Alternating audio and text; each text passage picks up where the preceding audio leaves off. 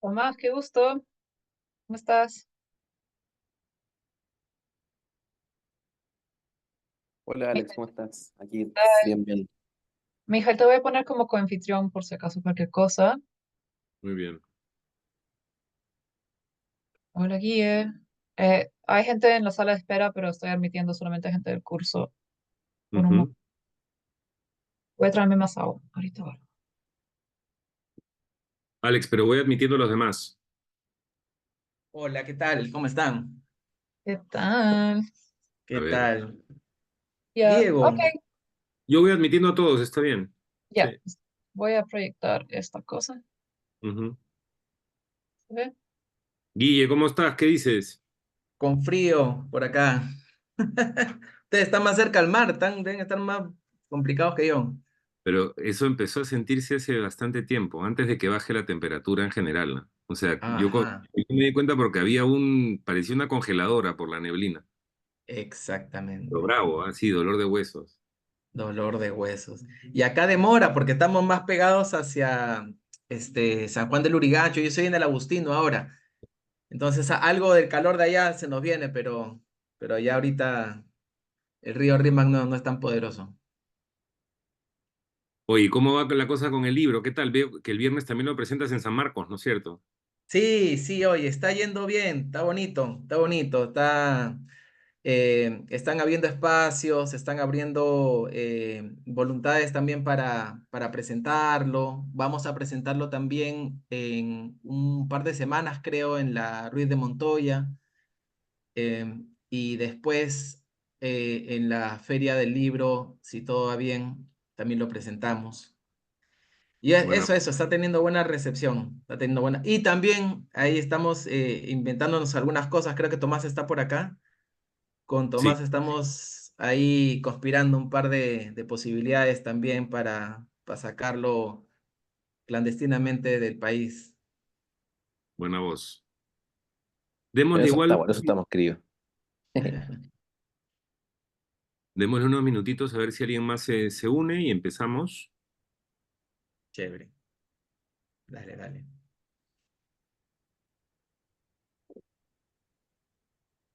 O interesante la revisión que han hecho de estudios culturales, ¿ah? Gracias. Me perdí el arranque, pero bacán. Bueno, eso también tiene que ver con un grupo de estudio que Alex Mm, lideró, poco después de que fuiste directora, ¿no es cierto? Sí, mm. 22, 23. Pero que Releímos tenía los libros de la red. con eso, ¿no? Todos los libros de la red y hacer un balance. Ujú. Claro, Está claro. muy bien. Sí. Yo estaba yo estaba todavía de estudiante, entonces como me interesaban estos temas, los libros que salían de ahí eran los que revisábamos pues directamente. Bueno, claro, pero en ese momento además yo también cuando empezaba a estudiar, era revisar estos Todavía, libros claro. como un material para ver en primer lugar, pues, bibliografía, ¿no? Que no estaba dentro de las currículas necesariamente. Claro. Sí. Yo tenía la experiencia de ir a la fotocopiadora y llevarme todo lo que dictaban todos estos profes, ¿no? A pesar de que no llevaban ninguno de sus cursos. Y ahí se iba armando un cierto canon, digamos, ¿no? Y lo que hemos hecho básicamente ha sido mirar ese canon ya con una cierta distancia. Mm, claro, Mm. claro, claro. A ver, vamos, 22. Ya está ¿Comenzamos? grabando. Sí, ¿Estamos grabando? bien. Súper. Estamos grabando. Sí. Bueno, bienvenidos, bienvenidas. Muchas gracias por acompañarnos. Estamos aquí en el marco de la maestría de estudios culturales, en el marco de un curso también. Estamos con varios alumnos del curso de historia y metodologías de los estudios culturales a cargo mío y de Mihai Mitrovic. Yo soy Alexandra Givet, soy directora de la maestría en estudios culturales y estamos acá para presentar el libro de Guillermo Belizán. Muchas gracias, Guillermo, por acompañarnos en este espacio, por tu disposición a hablar de tu trabajo con nosotros. Voy a leer tu biografía para aquellos entre nosotros que no ubican tu trayectoria. Guillermo Belizán es sociólogo por la Universidad Nacional Mayor de San Marcos, artista visual con mención en pintura por la Escuela Nacional Superior Autónoma de Bellas Artes del Perú, magíster en Antropología Visual, nuestra competencia, por la Pontificia Universidad Católica del Perú. Poeta, dibujante y gestante cultural. Militante del Movimiento Nuevo Perú por el Buen Vivir y el Movimiento Continental de Cultura Viva Comunitaria. Docente del curso de posgrado internacional de Políticas Culturales de Base Comunitaria en la Facultad Latinoamericana de Ciencias Sociales, FLACSO. Ha publicado Creación Heroica, Neoliberalismo, Políticas Culturales y Estrategia Comunitaria en el Perú del siglo XXI por RGC Ediciones del 2021. Y Catatay, el libro que nos concierne acá, Políticas Culturales en la Historia del Perú, 1821 a 2023, de Heraldo Editores, de este año. Además, ha publicado en poesía Plazos Traicioneros, por Editorial Desplegar en 2018, y La Potencia, por Vallejo y Company, del 2021. Es, además, un honor llamarlo mi amigo y muchas gracias por acompañarnos. Queríamos comenzar, Guillermo, con que nos contaras, bueno, nosotros hemos leído tu libro en preparación de esta conversación, pero muchos de los que nos acompañan no han tenido aún la oportunidad, entonces queríamos que nos reseñaras la idea, el proyecto, digamos, qué querías hacer con el libro. Y a partir de ahí vamos a turnarnos para hacer algunas preguntas y luego abrimos el público. Bueno, gracias Alex, gracias Mijail. Por el espacio y la disposición para poder compartir algunas de las cosas que se plantean en el marco del libro que se llama Catatay. Acá lo tengo, por si acá, aprovechando por el cherry desde el arranque. Catatay, Políticas Culturales en la Historia del Perú, 1821-2023. Quizá para que se entienda un poco, solamente voy a mencionar rápidamente algunos puntos para que se entienda por qué, cómo así surge también el libro, ¿no?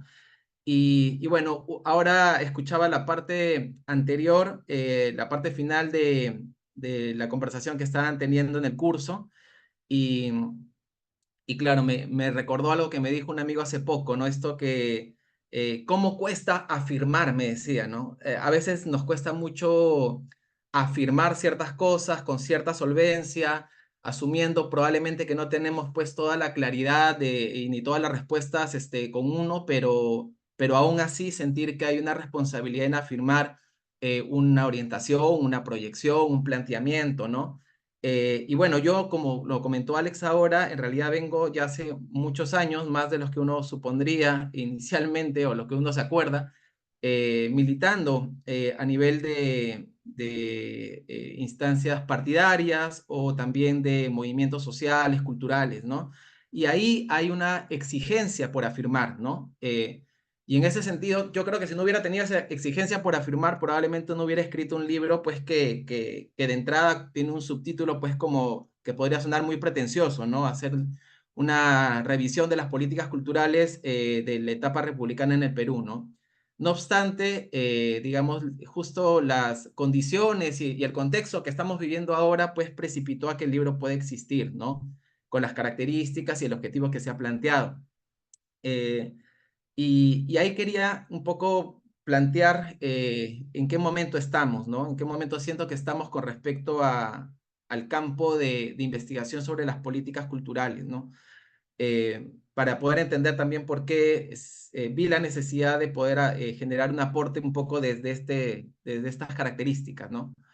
En principio, una cosa que planteé desde un libro anterior que saqué, que se llamó Creación Heroica, es que en el Perú habíamos vivido un último ciclo de institucionalidad de las políticas culturales desde el Estado que comenzó el año 2010, específicamente con la creación del Ministerio de Cultura, en un momento además en el país en que estábamos todavía celebrando la bonanza económica, ¿no? El boom, el milagro económico que tenía el Perú, en base, digamos, a cómo se movía el mercado internacional con respecto a las materias primas. Y este periodo cierra el año 2020 con la aprobación de la Política Nacional de Cultura y en un momento pues de crisis tremenda en medio de la pandemia, ¿no? Y con todo lo que la pandemia trajo y la mirada que teníamos acerca de si ya la habíamos comprobado anteriormente, ahora lo veíamos de manera más dramática aún, la debilidad del Estado, ¿no? Frente a la atención de los derechos sociales. Entonces, lo que siento que ha venido después de 2020 en adelante es como una especie de limbo, ¿no? No se ha podido construir otro nuevo ciclo de institucionalidad política, de políticas culturales desde el Estado, ¿no? Pero lo que sí ha habido son dos cosas importantes. Una es procesos de, digamos, extensivos y también intensivos de movilización social, extendido a nivel del país, ¿no? Y ya, digamos, desde el estallido social 2022-23, con mucha fuerza en la zona centro y sur del país, pero también nuevas publicaciones. La que yo presento no es la única, ¿no? Está el libro que recopiló el compañero de historia Marcos, ¿no? A través del Museo Casa Mariátegui, que también era un compendio de investigaciones históricas sobre políticas culturales. Y recientemente el libro que ha sacado Jair Pérez Brañez, que lo acaba de presentar en Huancayo, ¿no? A la sombra de Lima, que tiene que ver con políticas culturales y centralismo en el Perú, desde una proyección también histórica. Y bueno, y ahí viene justamente el libro que yo siento que se enmarca también en esta vuelta a tener una mirada más crítica de esta dimensión de investigación que son las políticas culturales, ¿no? Yo ahí plantearía solamente con respecto al libro 3 características principales para después ya conversar más bien un poco más fluidamente. En primer lugar, creo que el, el libro lo que se propone es tener una mirada que parte desde un enfoque histórico, ¿no? Sociológico e histórico. Eh, Histórico principalmente porque, como mencioné, había sacado un libro anterior y un poco lo que se veía era que el análisis sobre las políticas culturales en relación a la tendencia general que era la del modelo neoliberal en el país desde el 90 en adelante, digamos, te permitía tener una mirada crítica, pero no te permitía al mismo tiempo identificar otras alternativas y otros ecos de construcción de otras políticas culturales por fuera del Estado, que uno sentía vivas, existentes, reales, notorias, aunque no hegemónicas, pero que desde la mirada de crítica solamente desde la dimensión histórica del neoliberalismo y su relación con las políticas culturales, no, no permitía poder verlas en su real dimensión, ¿no? Entonces, es por eso que opté en un primer momento por tener esta entrada, ¿no? Y no me imaginé que iba a abarcar toda la República, pero mientras más iba investigando, más empezaban a aparecer estímulos, investigaciones previas, etcétera, que de una u otra manera marcaban, digamos, una línea de continuidad y de rupturas que era interesante de poder seguir y organizar, ¿no? Seguramente con muchos vacíos todavía, pero ya permitía tener un pequeño esquema, ¿no? Eso por un lado, y un enfoque también decía sociológico, porque también una de las observaciones que hemos conversado con varias personas también es que, al menos en la bibliografía de Perú sobre la investigación de políticas culturales, eh, había una mirada, siento yo, o sentíamos con quienes hablábamos, había una mirada muy ombliguista, muy ensimismada en las propias dinámicas de las políticas culturales y de sus instituciones, y principalmente del Estado, pero no había un diálogo con, más allá de lo discursivo y de ciertas, digamos, críticas en base a narrativas muy generales y muy abstractas. No había una forma de poner en tensión el desarrollo de estas políticas culturales con, digamos, otros campos de tensión política en el país, como por ejemplo, la forma de Estado que tenemos, nuestro ordenamiento constitucional, los ciclos de luchas sociales que hemos tenido, ¿no? Entonces, cuando me animé a hacer esta investigación, digamos, tenía ese interés, ¿no? El interés de poder hacer dialogar las políticas culturales como mediaciones, como si fueran mediaciones entre la sociedad y el Estado en esas tensiones que les estaba comentando ahora, ¿no? Ese es un poco, digamos, las intenciones primeras con las que surge el libro. Y bueno, ya para cerrar esta primera parte de conversa, comentar que lo que buscaba el libro, lo que busca el libro, es aportar en la construcción de un programa de estudio, ¿no? De investigación, de estudio, desde una proyección histórica, sociológica, como comenté, sobre las políticas culturales como mediaciones entre sociedad y Estado, pero además, y eso es un poco parte de lo que me ha dejado el libro, ¿no? Como tareas ya personales, es poder ir reconstruyendo una tradición de procesos de construcción de poder en el Perú que vinieran desde una perspectiva democrático-popular, ¿no? Uno lo que empieza a revisar cuando empieza a ver qué actores fuera del Estado han ido construyendo políticas culturales, uno empieza a distinguir con claridad sujetos colectivos que han ido avanzando a lo largo de la historia, algunas veces han podido insertarse o incidir dentro del Estado y otras veces lo han hecho desde otros lados,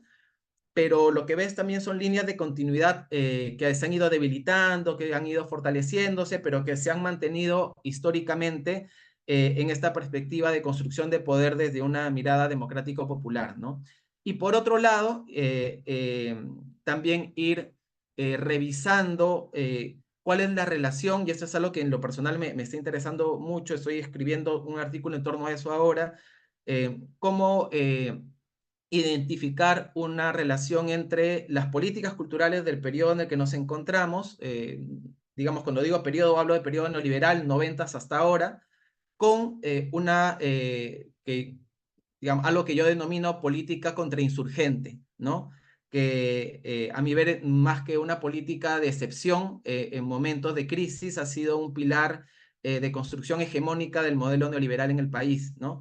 Y cómo esa política contrainsurgente también ha sido y es parte de, digamos, el proyecto neoliberal, aún más fuerte todavía, y eso nos plantea otra manera de ver, digamos, con cierta excepcionalidad, digamos, a comparación de la discusión sobre la batalla cultural que hay ahorita a nivel internacional, el caso peruano, ¿no? Seguramente por los ecos sobre cómo se abordó el tema del conflicto armado interno en el Perú, ¿no?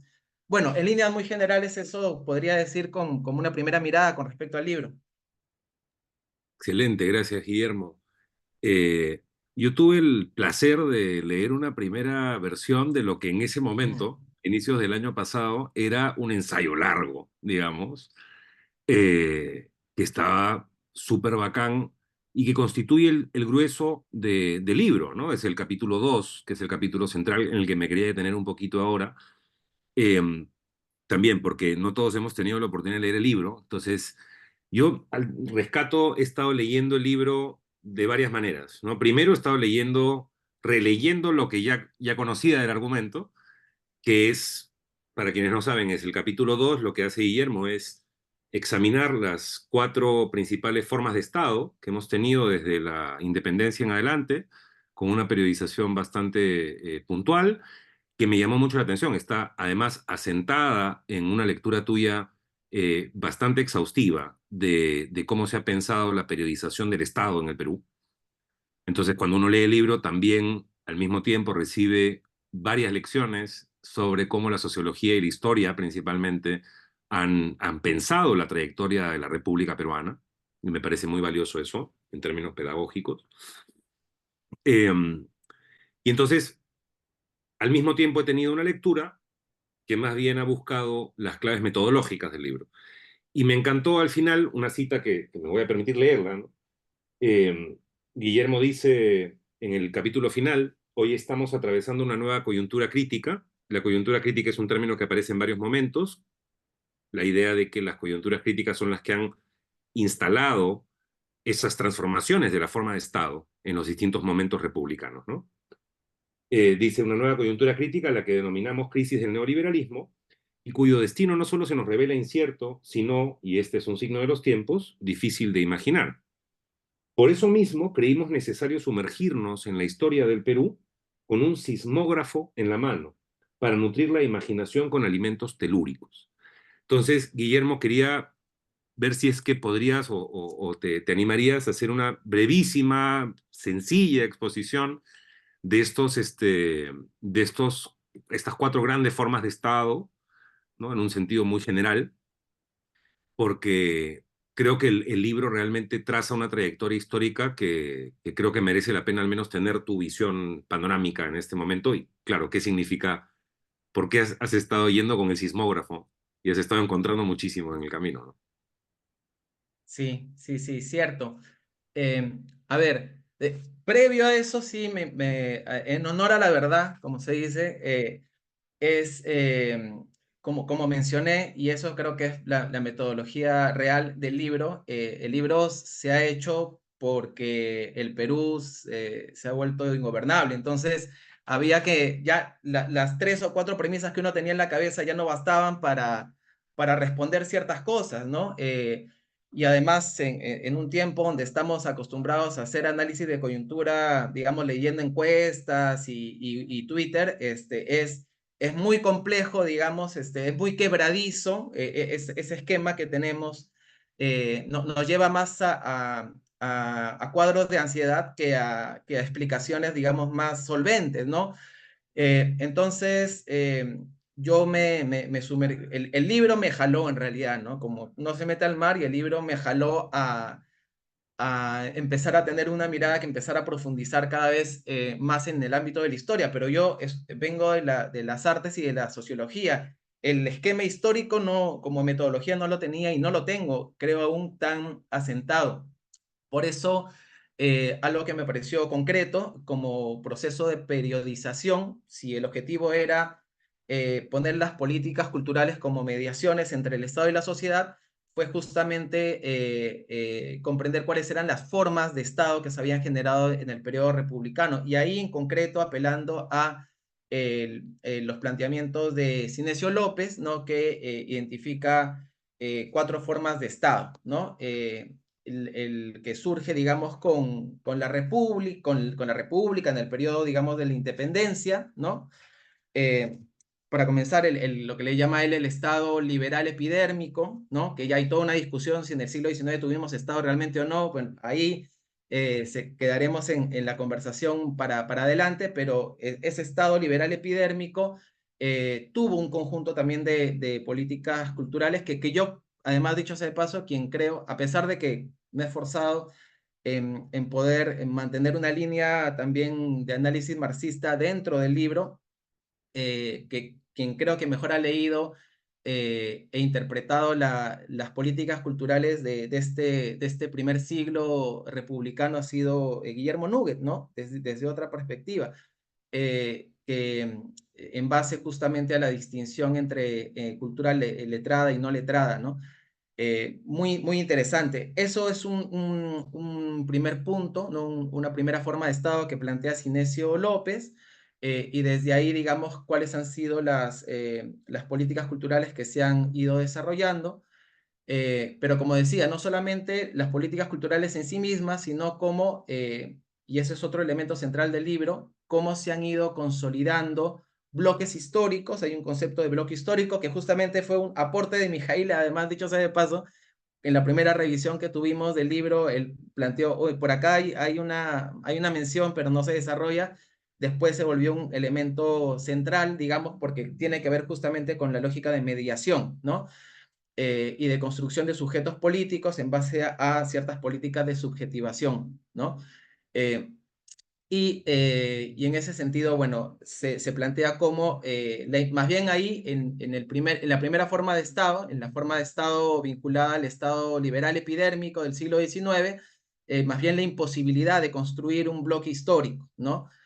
Por la debilidad de sus, digamos, componentes, de los sujetos políticos que existían en ese momento, ¿no? En fin. Una segunda forma de Estado, digamos, ya está más articulada al el Estado oligárquico, a la república aristocrática, ¿no? Esa es la segunda forma en la cual ya se empieza a perfilarse un proyecto de nación más claro, ¿no? Desde la proyección de los civilistas y justamente como proyección de nación ya empieza a tener mucha más claridad la necesidad de tener instituciones estatales vinculadas justamente a los temas referidos a las políticas culturales, ¿no? La tercera forma de Estado, dando un salto ya en el tiempo más largo, es la que se plantea en el gobierno revolucionario de la Fuerza Armada, con Velasco, ¿no? Ahí, digamos, ya con un acumulado desde mitad del siglo XX de procesos sociales, luchas sociales por la tierra, procesos de urbanización cada vez más acelerados, ¿no? Otros sujetos políticos en el país, ¿no? Ahí, digamos, cómo todo eso remata en ese proceso que fue el velasquismo. Y por último, la cuarta forma de Estado, que es el actual, ¿no? El Estado neoliberal, ¿no? Y un punto importante, digamos, en esta forma de Estado, que es como al mismo tiempo una de las conclusiones que plantea el libro también, es que ya bien, llegando a esta última forma de Estado, a la del Estado neoliberal, ya vale la pena empezar a discutir qué entendemos por políticas culturales, ¿no? Porque un poco también en la revisión que tenía de la bibliografía, sobre todo peruana, parecía que las políticas culturales eran un terreno muy ancho en el cual entraban desde performance artísticas hasta, digamos, leyes, normativas y programas estatales, ¿no?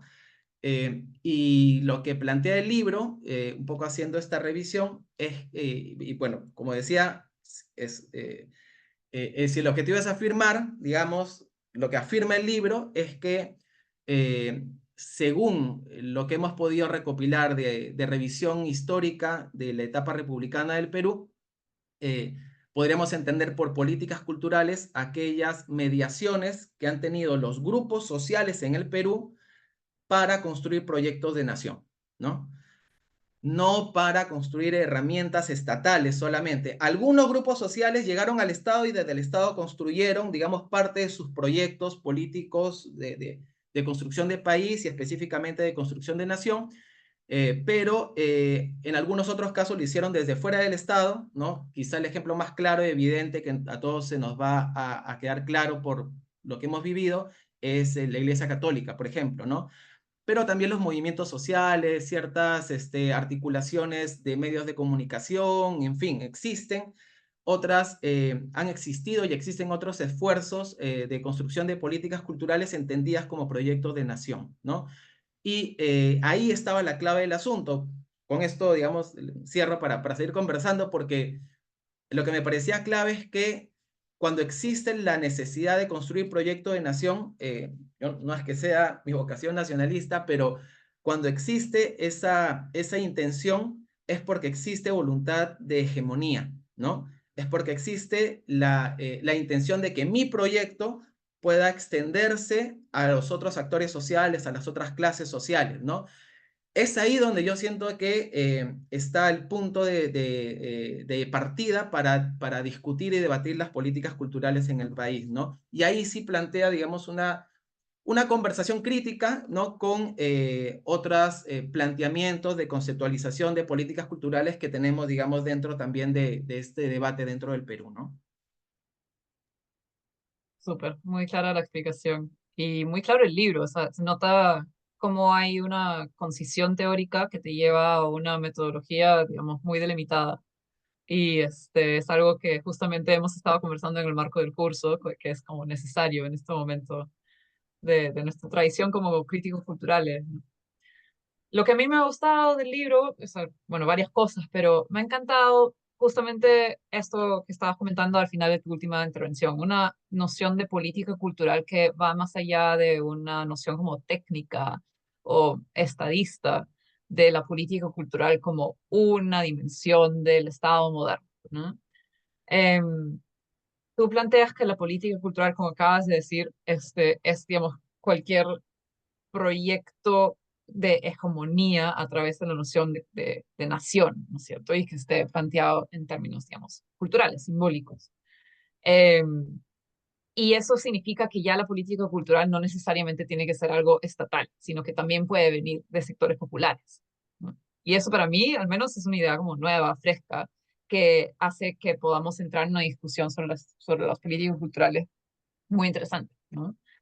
Y claro, creo que además es políticamente útil en la coyuntura actual, porque desde una mirada como tecnocrática de la administración pública, no es tan necesario hacer, digamos, amplios procesos de consulta o de consolidación de tradiciones diversas para luego cristalizar una política pública, sino que simplemente ciertos expertos podrían plantear las políticas culturales, ¿no? Pero si tenemos una noción como la tuya de política cultural, la invalidez de una propuesta tecnocrática de una política cultural arriba abajo desde el Estado queda muy evidente, ¿no? O sea, cualquier política cultural desde el Estado que realmente funcione para un proyecto hegemónico como el que quisiéramos, no podría hacerse a espaldas de una rica y larga historia de políticas culturales, es decir, proyectos hegemónicos planteados desde abajo, digamos, por mucho tiempo, ¿no? Entonces creo que la metodología de tu libro, al entrar en la historia de las políticas culturales, está, digamos, te lleva necesariamente a esta como propuesta, ¿no? Que haces hacia el final del libro de cómo pensar las políticas culturales ahora, ¿no? No tengo una pregunta, más un comentario, pero a ver, No, ¿qué pero piensas sí, al respecto? sí, muy claro. Yo siento, y creo que compartimos eso por lo que escuché hace unos minutos atrás, eh, siento que un gran problema que hemos tenido del 2000 para adelante es que, eh, ¿cómo decirlo? Siento que desde los sectores de izquierda, progresistas, democráticos, etcétera, hemos perdido una discusión muy importante, que es una discusión que justamente nos lleva a mirar otras dimensiones de la realidad social, que es la discusión sobre la estrategia, ¿no? La estrategia para digamos, cambiar la distribución del poder en el país, ¿no? Bueno, en el mundo y en el país, porque esto no es solamente un déficit que tenemos en el país, ¿no? En general, en el mundo hay desde fines del siglo pasado hasta la actualidad ha habido digamos, abandono, ese olvido sobre esa discusión de la estrategia, ¿no? Y me parece que eso nos ha llevado a que ya en el Perú, digamos 2000 para adelante, caída de la dictadura fujimorista para adelante, lo que hemos tenido es digamos, hemos mirado mucho el Estado y hemos perdido de vista a la sociedad, ¿no? Hemos perdido de vista las dinámicas que se desarrollan en la sociedad. Y cuando digo en la sociedad me refiero justamente a qué sectores se han estado organizando, bajo qué elementos, bajo qué agendas. Y cuando ya enfocamos eso específicamente en las políticas culturales, me parece que queda mucho más claro todavía, ¿no? Hemos estado, digamos, nos hemos centrado en la dinámica de incidencia política hacia el Estado con respecto a cómo implementar políticas culturales y no hemos estado identificando que existían políticas culturales, digamos, territorializadas, contextualizadas, que funcionaban y que tenían décadas además de existencia. Yo vengo del movimiento de cultura vía comunitaria, ahí tenemos más de 10 ejemplos de lo que estoy diciendo, ¿no? Entonces, sí creo que la mirada que le he querido plantear al libro es una mirada que busca, seguramente con dificultades todavía, pero que busca volverse a plantear desde la recuperación de una discusión sobre la estrategia, ¿no? Sobre qué estrategia, dentro de una estrategia de construir otra forma de ordenar el poder en el país, cuál es el rol que cumplirían las políticas culturales, ¿no? Y para eso hay que, justamente lo que plantea el libro es volver a mirar a los sujetos sociales, ¿no? Y empezar a identificar qué sujetos sociales ahorita tienen un potencial y que potencial no solamente imaginativo, sino potencial concreto, implementado, fuerza concreta para construir esas proyecciones que tenemos, ¿no? Creo que nos está cogiendo esta discusión además con retraso, ¿no? Hace 10 o 12 años se creó Willax. Y es una plataforma de disputa hegemónica con plata, digamos, de ciertos sectores específicos y en la actualidad, como a veces renegamos con algunos otros amigos, no tenemos algo similar, ¿no? No tenemos algo similar, lo cual no quiere decir que no tengamos de dónde partir, pero que lo que quiero decir es, nuevamente, quiero reforzar esa idea con este ejemplo, que hay una... Hemos estado viendo más, como ustedes decían, las políticas culturales desde la disputa de los imaginarios, digamos, en un plano mucho más discursivo que desde cómo eso se encarna en sujetos políticos y sociales concretos, ¿no? Entonces creo que por ahí iba un poco el aporte que ha querido plantear el libro desde ahí. En ese sentido, yo creo que una cosa que me ha gustado mucho del libro ha sido no esconder en ningún sentido que tu aproximación a las políticas culturales tiene un interés ideológico y un interés político abierto. Y lo leí en dos momentos particulares del libro, ¿no? Por un lado, eh, me parece que en tu propuesta de pensar la política cultural a partir de la experiencia histórica peruana como aquellas iniciativas de voluntad hegemónica que lo que quieren es disputar el espacio de lo nacional, me parece que hay un posicionamiento muy claro, por un lado, en términos de un debate más amplio que creo que no hemos tenido lo suficiente a nivel local de cómo conceptualizar el bicentenario, ¿no? Digamos que todo este contexto del bicentenario ha sido dominado por lo que podríamos llamar el republicanismo liberal, si no abiertamente de derecha, de muchos intelectuales públicos, ¿no? Donde lo que hemos tenido más bien ha sido un desdén por la concepción de la nación, ¿no? La idea misma de la nación sería una idea chauvinista, obsoleta, identitaria en el mal sentido, que no tendría nada que decirnos hoy, porque no habría que aspirar ya a constituir una nación, ¿no? Y en tu libro más bien yo encuentro un posicionamiento muy claro en ese sentido, a veces inclusive utilizando argumentos de esos republicanos liberales, pero leídos de otro modo, ¿no? Historiadoras sobre todo, para poder dar otra lectura y volver a hacer patente algo que ha sido más bien una línea transversal desde Mariátegui en adelante en el pensamiento socialista peruano, que es el problema de la nación, el problema de qué tipo de nación puede haber en un espacio como este, en un espacio fragmentado, en un espacio que puede tener contradicciones bastante difíciles de mediar, pero la cuestión de la voluntad de nacionalizar me parece que es un subtexto que está en tu propuesta, tanto de análisis como de prospección, ¿no? Y en el segundo sentido, que me ha parecido importante también esta intervención teórica, es que frente a una manera de mirar la política cultural desde abajo, que creo que ha permeado el espacio intelectual de la izquierda local de los 2000 en adelante, donde lo que había era una contraposición muy sencilla, digamos, entre arriba y abajo, ¿no? Había una contraposición muy sencilla entre el Estado y los proyectos exteriores al Estado, ¿no? Los proyectos desde abajo. Tú nos ofreces en el libro un análisis más bien asentado en la discusión de Máximo Modonesi sobre la subjetividad política, ¿no? Donde identificas, pues, que en cada momento de esta periodización de las formas de Estado han existido proyectos de política cultural desde abajo que no siempre tienen el mismo carácter, ¿no?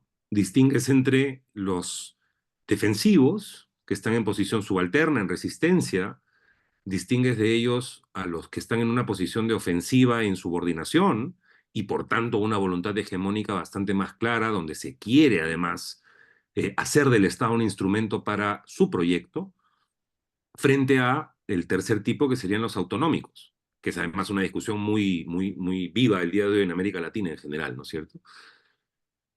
Y en eso de nuevo encuentro que hay una aproximación, como decía Alex, a la política cultural tomándose en serio su carácter político, en primer lugar, que estamos hablando no solamente de ciertos sentidos comunes que han permeado los últimos 20 años en nuestro país, como por ejemplo la idea de que la política cultural hay que abordarla por la necesidad de la cultura, la importancia de las artes, la importancia de los imaginarios y de lo simbólico, ¿no? Pero también, por otro lado, hay una aproximación, como decía Alex, a la política cultural tomándose en serio su carácter político, que estamos hablando no solamente de ciertos sentidos comunes que han permeado los últimos 20 años en nuestro país, como por ejemplo la idea de que la política cultural hay que abordarla por la necesidad de la cultura, la importancia de las artes, la importancia de los imaginarios y de lo simbólico, ¿no? Acá estamos ante una historia donde las políticas culturales tienen una adscripción de clase, a veces étnica también. Estamos hablando de una política cultural que está comprendida teóricamente como arraigada en grupos sociales específicos que se están disputando el espacio de lo nacional, ¿no?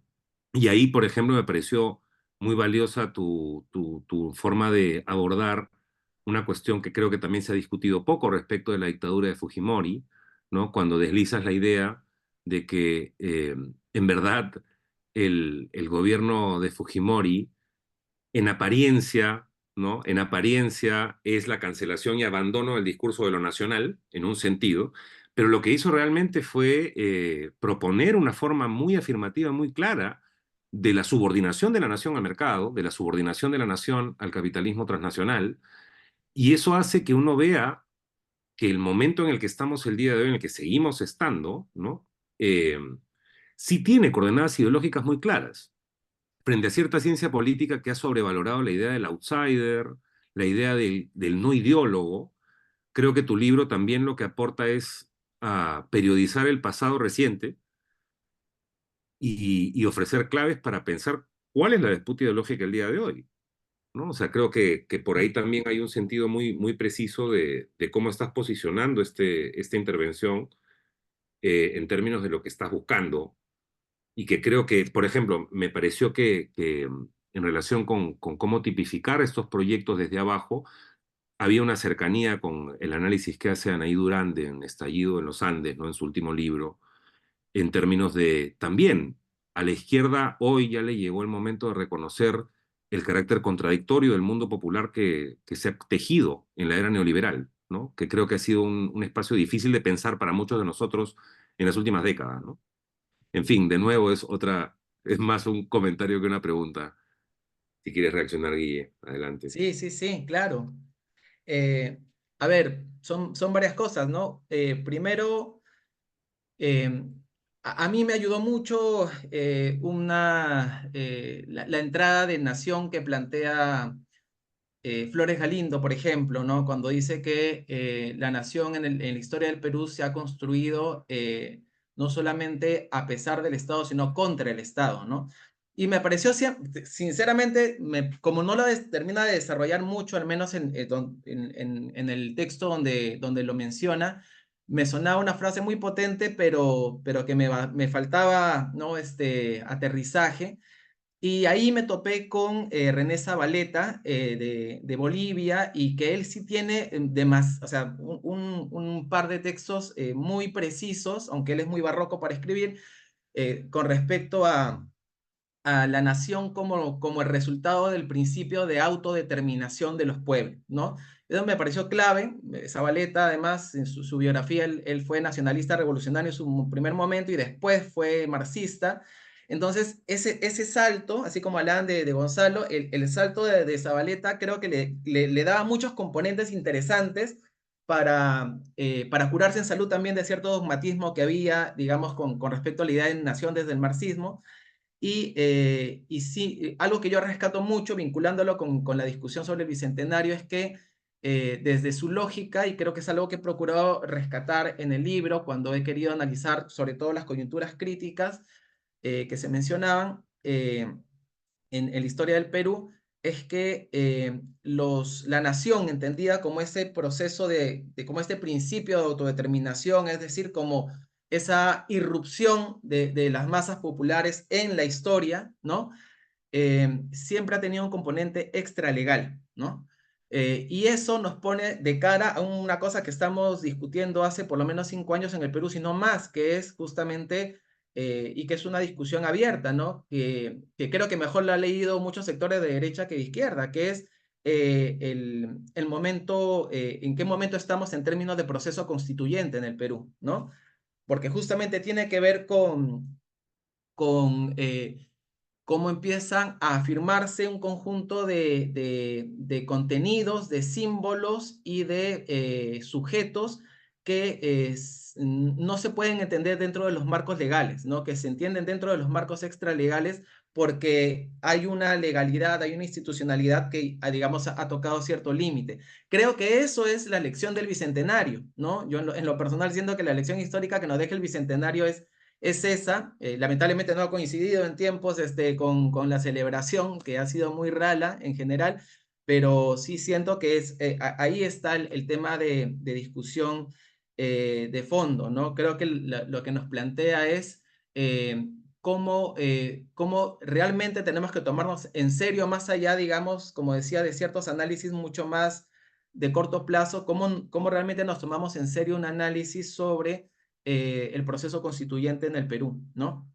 Y desde ahí es que se plantea la discusión de nación entendida como disputa hegemónica por parte de ciertos actores que nuevamente siempre han estado ahí, pero parece que para muchos es una novedad que emerjan de lo más profundo del país y que vuelvan a tener un lugar y además, digamos, a sentar una discusión de fondo en el país, ¿no? Y junto con eso, me ayudó bastante también los planteamientos de Modonesi, ¿no? Como tú mencionabas, que ciertamente hay un vínculo con el libro de Anaí, no necesariamente las conclusiones, pero sí en, en el arraigo de los conceptos y del planteamiento teórico. Entiendo yo que ya en otras investigaciones han ya utilizado el esquema, la tríada de Modonesi de subalternidad, antagonismo y autonomía, que yo creo justamente que es interesante. Ahí está, mira, ya ve. Sí, que es interesante para poder digamos, mirar más allá, como decía, de ciertos prejuicios, mirar con un poco más de calma eso que tú mencionabas, además que tú también lo has desarrollado, ¿no? Es como lo popular es un cruce es una amalgama de varias dimensiones y de varias raíces y de varios procesos. Ahí está, lo neoliberal está muy presente en lo popular, ¿no? Pero también, mira, un ejemplo que yo tengo usualmente para esto es el discurso, hablando de el amigo Beach, el discurso de los cómicos ambulantes. Ahí tú vas a encontrar todo tipo de tradiciones, ¿no? Que forman parte de lo popular, desde las más conservadoras, machistas, etcétera, hasta las más reivindicadoras de cierto nacionalismo, de ciertas ideas incluso progresistas, etcétera, ¿no? Hay una amalgama ahí que a veces, digamos, simplificamos, ¿no? Para poder afirmar ciertos digamos, ciertos planteamientos propios, pero que en realidad en esa complejidad creo que está la riqueza de lo que lo que deberíamos enfocarnos ahora, ¿no? Y creo que tiene que ver justamente con la vigencia de la discusión sobre la nación, ¿no? Es curioso que mientras en varios sectores van abandonando esa perspectiva de una mirada más postmoderna, el capital internacional, instrumentalizando el Estado peruano, construye propuestas como Marca Perú, ¿no? Que están directamente planteándote justamente cuál es el giro que ahora ha tomado el discurso de nación, ¿no? Como parte, digamos, del juego dentro de un mercado internacional también que está buscando experiencias e identidades, ¿no? Entonces, hay un poco lo que plantea el libro también, ya mirando más desde el Estado, porque el libro también habla de las políticas culturales desde el Estado, por si acaso, es que en esta última etapa, usualmente cuando se ve el análisis de las políticas culturales desde el Estado, se mira el Ministerio de Cultura, pero lo que plantea es que hay dos brazos, ¿no? Un primer brazo que es el Ministerio de Cultura y un segundo brazo que es el Ministerio de Turismo y Comercio Exterior, ¿no? Y en realidad, en esos dos brazos está, en el medio de esos dos brazos está finalmente el resumen de lo que es nuestras políticas culturales estatales en la actualidad, ¿no? Sí, me interesó bastante esa mirada crítica a las políticas culturales actuales, digamos, estatales, oficiales, ¿no?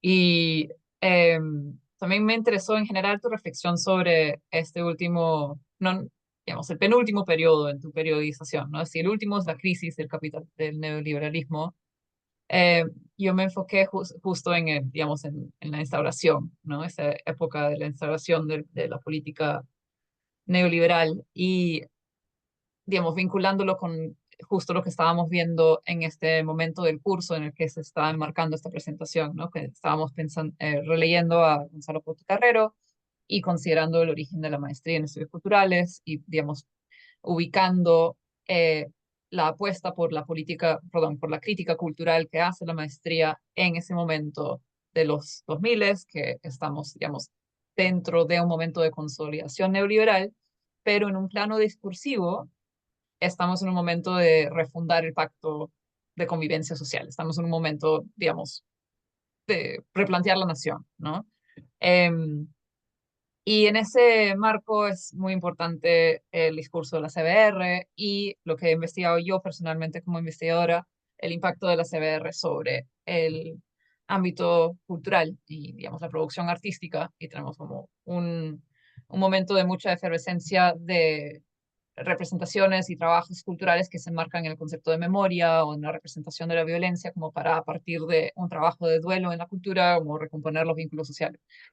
Me llamó la atención que eso no está en tu libro, casi no está. Y digamos, en la parte correspondiente a esa etapa, lo que tenemos es una consideración justamente de cómo lo que acabas de mencionar, ¿no?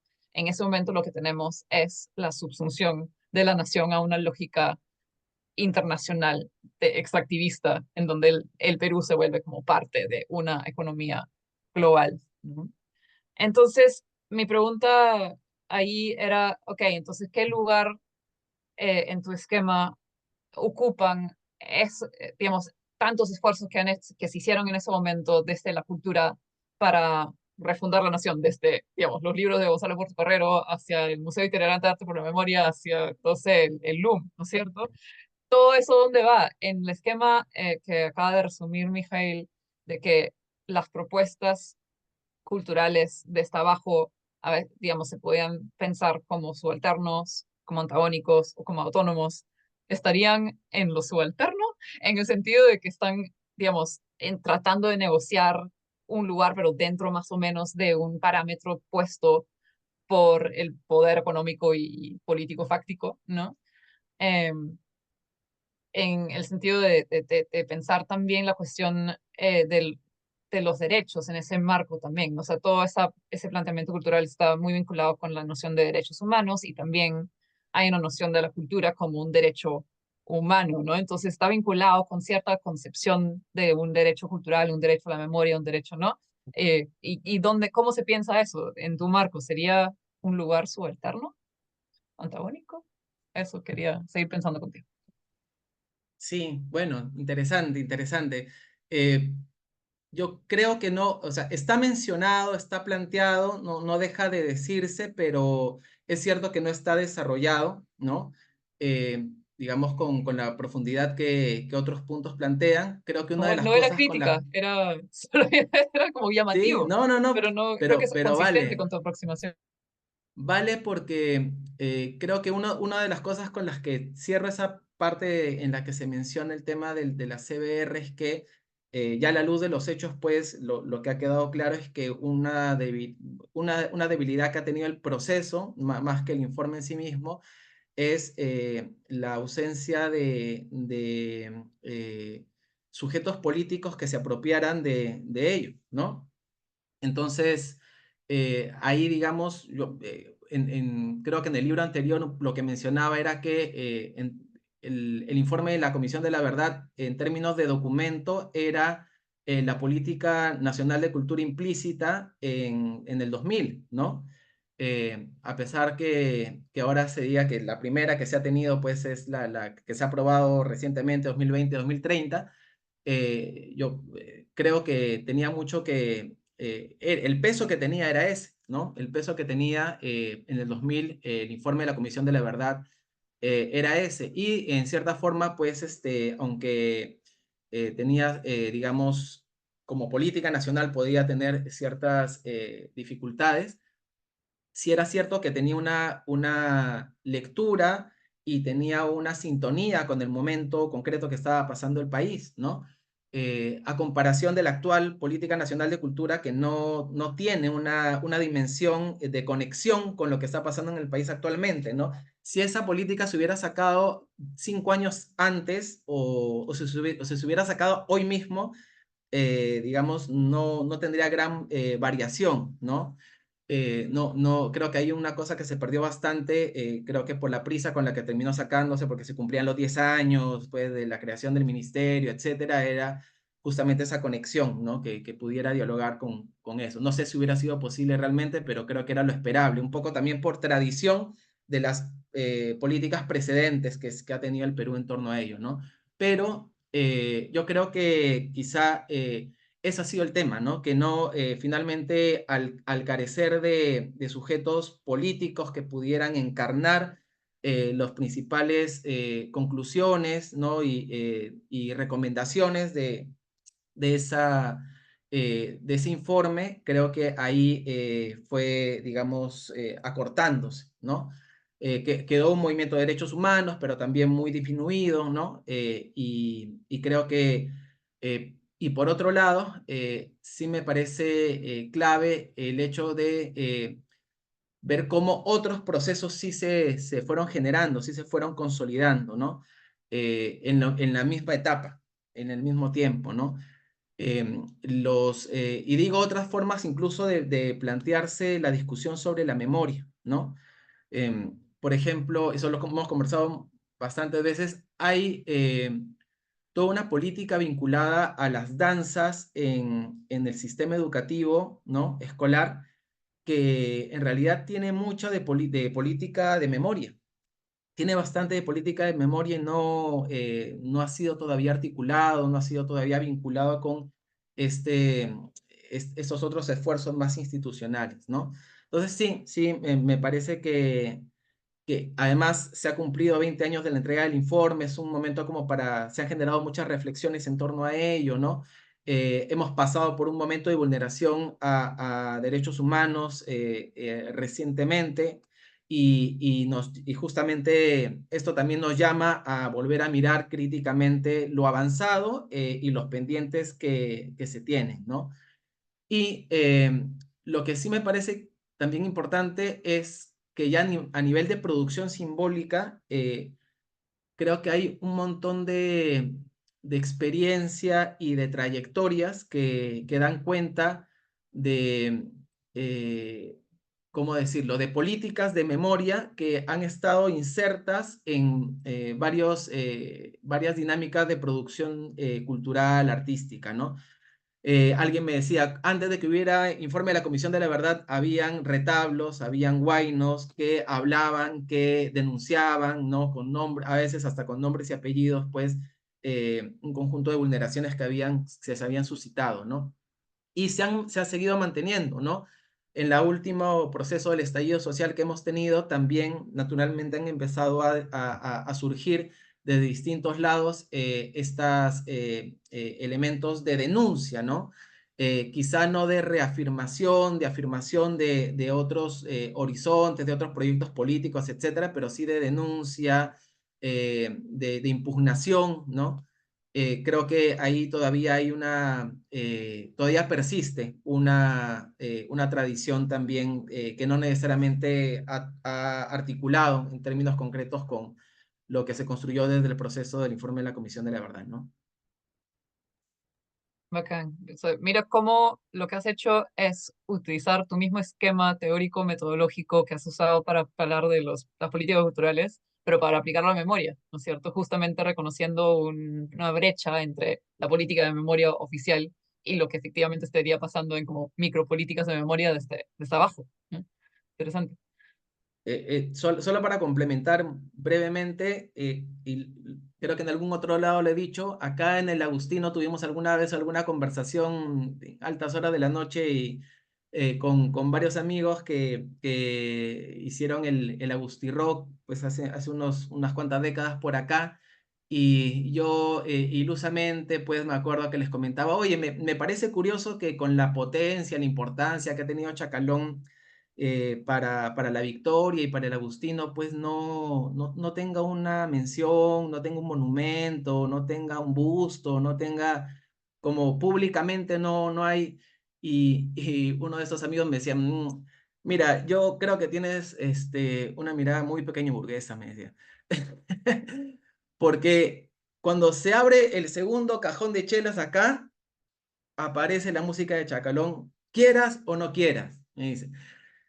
Entonces hay una memoria viva acá, territorializada, emotivamente encarnada, que no necesitamos, me decía, no me parecería raro, más bien me decía que hay una estatua acá porque así no son nuestras formas de construir memoria. Creo que estoy interpretándole mis palabras, ¿no? Y creo que de eso hay mucho. ¿No? Creo que de eso hay mucho. Nosotros hicimos acá una exposición pública itinerante fotográfica de los 50 años de la historia del Agustino, y era impresionante porque nosotros decimos son fotos en blanco y negro, son grandes, pero bueno, o sea, no es que ahora la gente, nosotros tenemos una cultura visual pues más entretenida. Nosotros mismos nos impresionábamos de cómo se llenaba la exposición, cómo la gente venía con sus fotos físicas, trayéndolas para que también las pudiéramos incluir de alguna manera. Un señor se quedó mirando una media hora una foto de una señora que estaba en una olla común cocinando, y al rato vino con su mamá, que era la señora que aparecía en la foto. Entonces, lo que nos quedaba como reflexión es que sí existen formas de construcción de memoria muy contextualizadas, de repente muy locales, pero que están vivas, que están pregnantes y que bueno, para eso serviría un Ministerio de Cultura, ¿no? O sea, debería servir justamente para articular este conjunto de experiencias en programas, digamos, en fin. Creo que hay un reto pendiente, pero que necesitamos y que recordamos constantemente, pues sí, ¿no? Mil gracias, Guillermo. Tenemos unos minutos por si alguien quiere intervenir, quiere hacer alguna pregunta, algún comentario. Idealmente, si abre su cámara también, pueden levantar la mano y les damos la palabra. A ver quién se anima. Sí, dale, Diego. Sí, bueno, primero, mil gracias, Guillermo, por la presentación. Me ha dejado muy interesado por el libro, espero pueda revisarlo muy pronto.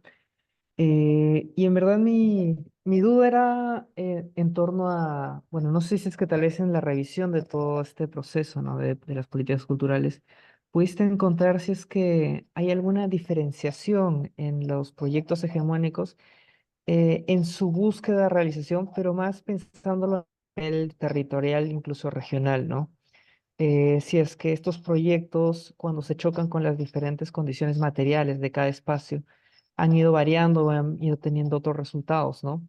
Ya sea, no sé cómo podría agruparse, no sé, sur, centro, norte, costa, sierra, pero ¿cómo se ha dado?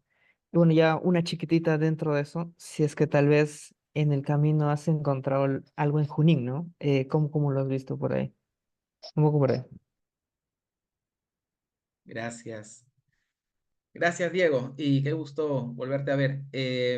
Mira, en realidad, sí, en el libro están, se mencionan en varias ocasiones un conjunto de iniciativas vinculadas a, eh, políticas culturales que se han generado. Me acuerdo ahorita, lo que primero que se me viene a la mente es justamente en el proceso de la Guerra del Pacífico, bastantes capítulos en los cuales se implementaban políticas culturales desde las propias comunidades originarias, campesinas, y que tenían un grado de beligerancia. Yo creo que dentro del resumen final las incorporo dentro de las políticas culturales ofensivas, ¿no?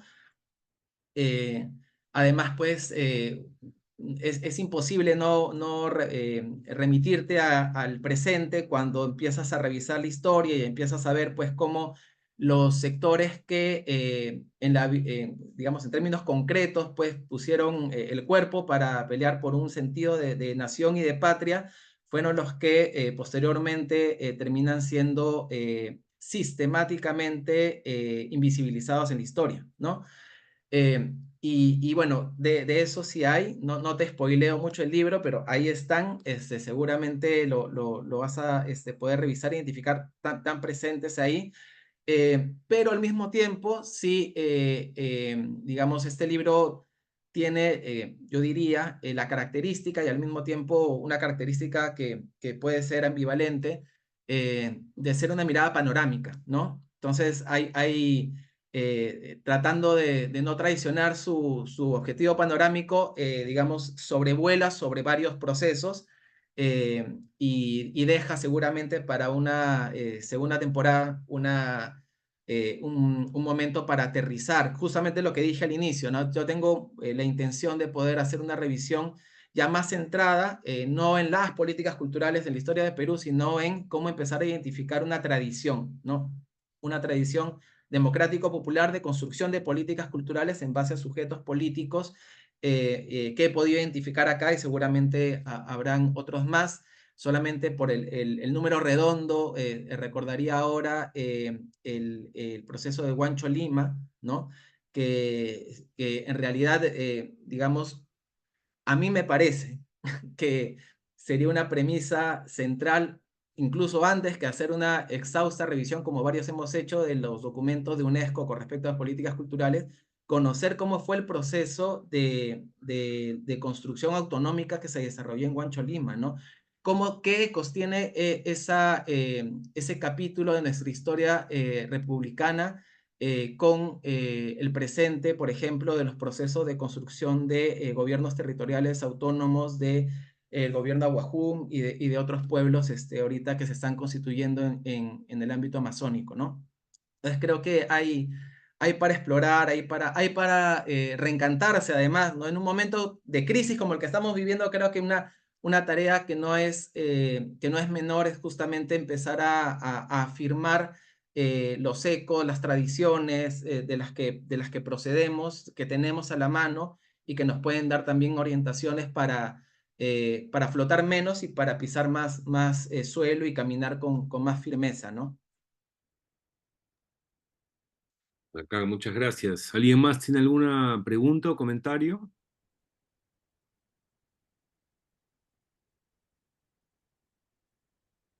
Sí, adelante, Lía. Si quieres abrir cámara también, bienvenida. Hola, ¿qué tal? Hola a todos y todas. Muchas gracias, Guillermo, por la presentación y por el libro. También felicitaciones. Yo tenía una pregunta como un poco en función a lo que mencionabas, digamos, de los proyectos de izquierda, los proyectos progresistas, y quería saber si en el libro también se mencionaba estos sujetos populares o organizaciones, digamos, populares, gestores culturales, si tienen algún vínculo, digamos, partidario o no con una propuesta de izquierda, si hay algunas, o sea, reflexiones ideológicas en torno a ello, eso me llama la atención. Mm. Sí, eso, gracias, Lía. Eso ha ido variando en el tiempo, ¿no? Ha ido variando en el tiempo. Como mencionaba hace un momento, la pérdida de la discusión sobre la estrategia también hace, digamos, que la discusión sobre las ideologías se vuelva también más porosa, ¿no? Eh, la discusión de la ideología, en realidad, que ahora pues se ve tiene como un halo más dogmático, ¿no? En realidad es la premisa para discutir una estrategia, ¿no? Es difícil discutir una estrategia si no tienes premisas sólidas sobre a qué te estás proyectando, ¿no? Entonces, cuando empieza a imperar esta mirada más relativista, ¿no? De la que, digamos, 2000 para adelante hemos estado más imbuidos en el campo académico, en el campo incluso activista, etcétera. Creo que ahí se nos ha ido alejando un poco más eso, ¿no? ¿Y por qué menciono eso? Porque creo que el tema de lo partidario es un tema de estrategia, ¿no?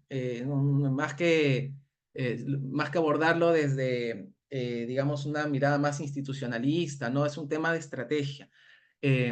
O sea, no quiero decir, no voy a decir el problema del Perú es que se cayó el sistema de partidos, no. Ya habrán otros investigadores que digan esas cosas, ¿no? Lo que quiero decir es que voy a poner un ejemplo claro, ¿no? El estallido social que acabamos de vivir hace poco. Es un estallido donde teníamos un sujeto múltiple, heterogéneo, que venía principalmente de espacios territorializados, ¿no? Locales, y tenía una potencia tremenda. Ahora, mientras más se avanzaba en la articulación regional y en la articulación de instancia nacional, iba perdiendo capacidad política y capacidad organizativa. Y eso no solamente pasa acá, en general, en varios países está ocurriendo eso. La dimensión de lo nacional, la disputa de lo nacional, esta disputa que hemos hablado ahora, que tiene que ver con las políticas culturales, ¿no? La discusión de la hegemonía en base a las mediaciones entre el Estado y la sociedad, en realidad está siendo cada vez más compleja por la fragmentación que hay, y entonces tenemos mucho movimiento local, muchas organizaciones locales, pero mucha dificultad para saltar a lo nacional, porque no solamente por un tema ideológico, como dije, que también existe, sino también porque eso requiere recursos, eso requiere, digamos, condiciones, perfiles de operadores, en fin, ¿no? Y por eso, justamente, es importante, digamos, o fue importante en la historia nacional, yo creo que aún lo sigue siendo, el partido, ¿no? Como herramienta para construir una proyección de síntesis de ese conjunto de procesos que nos lleva a pensar lo nacional, ¿no? O que nos impulse a construir esa proyección nacional. Dicho esto, claro, hay varios momentos de la historia republicana del país, sobre todo del siglo XX para adelante, los proyectos de izquierda tenían una pata muy fuerte planteada dentro de los movimientos sociales, pero también dentro de lo partidario, no justamente por este enroque, ¿no? Del que estaba hablando ahora. Y, y además, si la vida da, también habrá otra investigación algún día que hable justamente sobre los proyectos de construcción de políticas culturales desde los ámbitos partidarios de izquierda, ¿no? Que se han generado, y hay, bueno, Roberto Miro Quesada, ¿no? Ha trabajado bastante, eso ha dejado algunos avances importantes ahí. El cambio de esa proyección de los 70s, 80s a los 90s y sobre todo al 2000 para adelante sería interesante analizarla también, ¿no? Y cómo ya después, poco a poco, digamos, la militancia partidaria empieza digamos, declinar y dejar espacio más bien a un archipiélago de activismos, ¿no? O sea, todo eso creo que es interesante, pero que existe experiencia ahí, sí, claro, también está cintada en el libro. Bien, bueno, no tenemos más comentarios, creo que estamos súper bien. Ah, adelante. Wendy, adelante. Hola, ¿cómo están? Buenas noches. Disculpe que no puedo prender la cámara. Gracias por el espacio y por toda la exposición, en realidad muy rica, muy didáctica también. Bueno, en realidad yo sí estoy interesada en las temáticas socioeconómico-culturales y justo eso, este libro creo que va a pautar bastante sobre esto, ¿no? Sobre estas temáticas. Mi pregunta es sobre las políticas culturales que han afectado a, o sea, si se ha evaluado o se has encontrado políticas culturales que han afectado a las comunidades, ¿no? Que aún conservan su identidad cultural.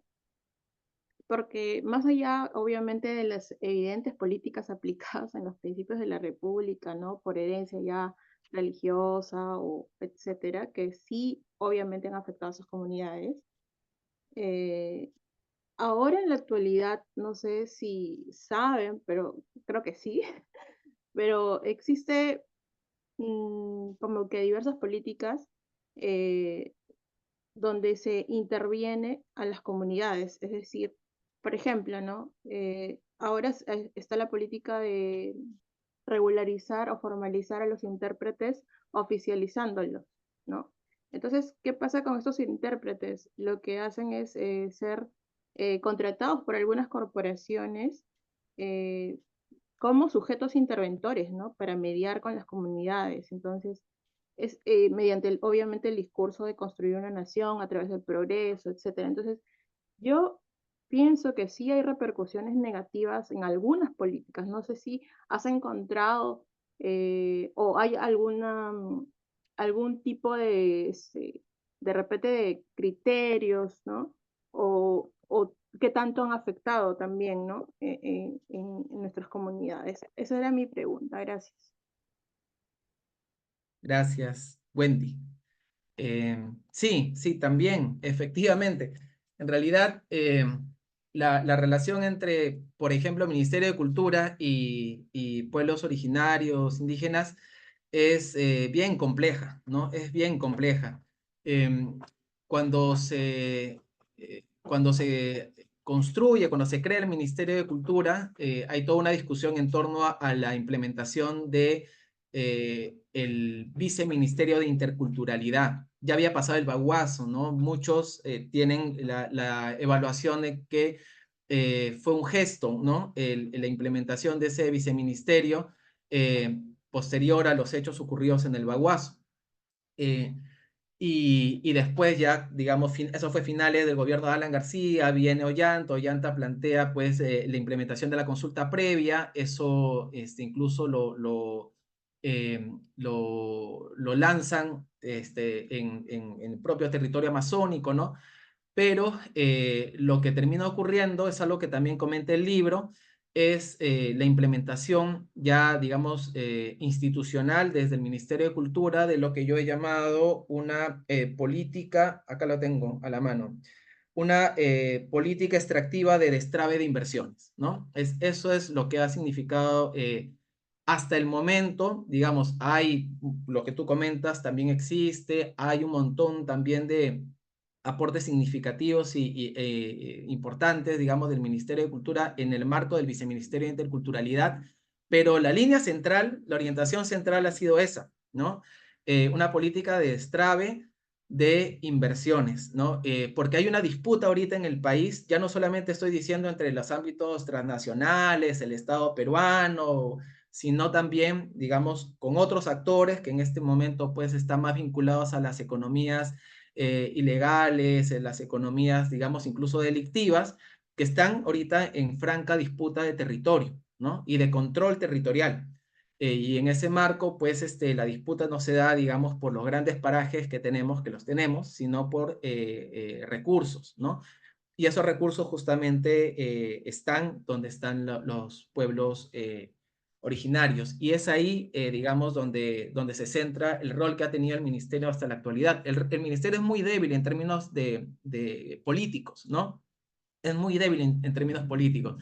Una de las discusiones más consistentes que ha tenido las últimas elecciones nacionales con respecto al Ministerio de Cultura si existía o no existía, ¿no? Para ponernos una imagen en la cabeza. Entonces, creo que su forma de afirmarse políticamente ha sido seguir la orientación central que ha tenido, digamos, los gobiernos que hemos tenido en los últimos años y que al menos desde su existencia y que tiene que ver justamente con la línea de, o sea, acuérdense que cuando a pocos años después que se crea el Ministerio de Cultura, empieza a decaer el superciclo económico que hemos tenido. Y la respuesta del Estado frente a eso fue incrementar, intensificar el extractivismo, ¿no? Entonces, digamos, tenías ahí una contradicción de fondo con respecto a lo que tenía como objetivo central el Viceministerio de Interculturalidad, ¿no? Es por eso que optan directamente, abiertamente, por esa política de destrave de inversiones, ¿no? Yo creo que eso, más allá además de casos más particulares que seguramente se van a poder revisar en el libro, eso creo que ha sido la orientación central, ¿no? Bien, bueno, Guillermo, muchísimas gracias por tu tiempo, gracias por Muchísimas acompañarnos, gracias. gracias No, por exponer. gracias a ustedes, de verdad. Qué gusto verlos además. Cuéntanos brevemente dónde se consigue el libro para quienes estén interesados. Sí, de nuevo, acá está. El libro se puede conseguir en la página web de Heraldos Editores. Si están en Lima, se puede conseguir en la Librería Sur, Comunitas, El Virrey. y si me ven algún día caminando por la calle, seguro tengo algún ejemplar por ahí. Y bueno, sí, en esos espacios, y esténse atentos también a las redes sociales de Heraldos, porque estamos haciendo, se han sumado bastantes presentaciones, menos mal, parece que le está yendo bien al libro en ese sentido. Y también en esas presentaciones vamos a estar también llevando el libro para que lo puedan adquirir. Este viernes vamos a estar en la Facultad de Letras de San Marcos a las 5:30 presentando el libro, y bueno, próximamente en otras partes del país también.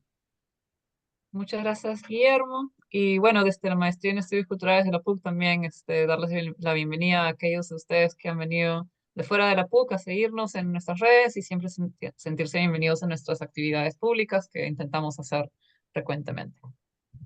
Entonces, hasta la próxima. Muchas gracias. Nos vemos. Gracias, cuídense, Cuídense Bien, un mucho. abrazo. abríguense. Chau, chau. Nos Chao. vemos. Chao, chao. No.